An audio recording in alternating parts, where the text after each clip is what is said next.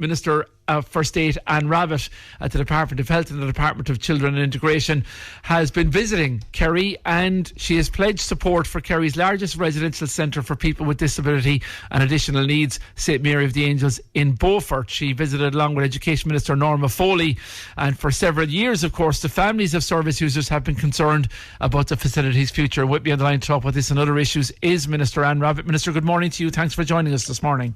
Good morning, and thanks a million for having me. You visited St Mary of the Angels. What's the message that you're carrying from there? And this has been in the context, I suppose, of the HSE's overall plan to decongregate these type of settings. Yeah, I suppose really after visiting it, and when I was there, like, it wasn't just myself and St John of God's. Actually, there was representation there from the families.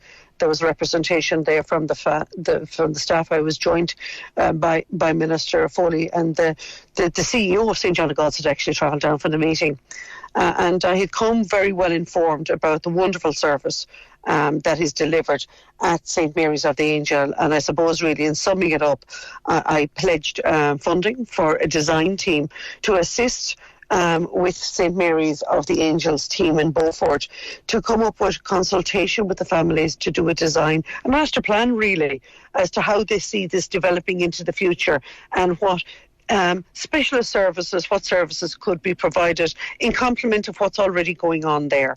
What's going on there is phenomenal. And I got to meet some of the residents, and I think one of the gentlemen will be listening in to you now this morning. He listens to Radio Kerry every day.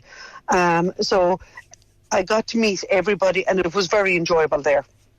And from that plan, is it in essence, look, it can't stay the way exactly it is, but it needs to be, I suppose, modernised for something in the future. Because the argument from the family is this is a unique place, and the whole model of decongregated settings, as is happening elsewhere, would not work here.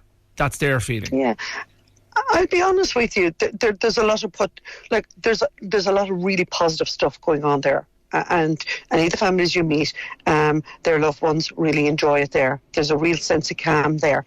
It's in a magnificent setting.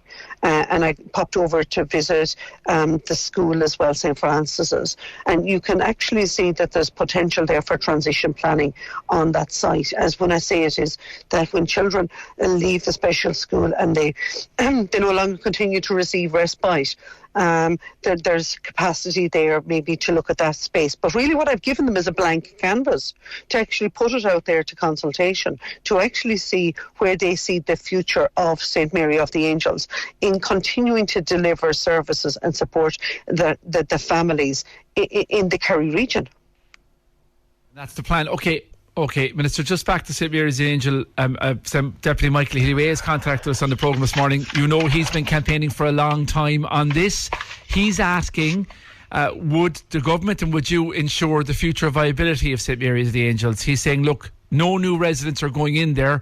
As numbers continue to decrease naturally, he's saying it's been closed by stealth. Is it?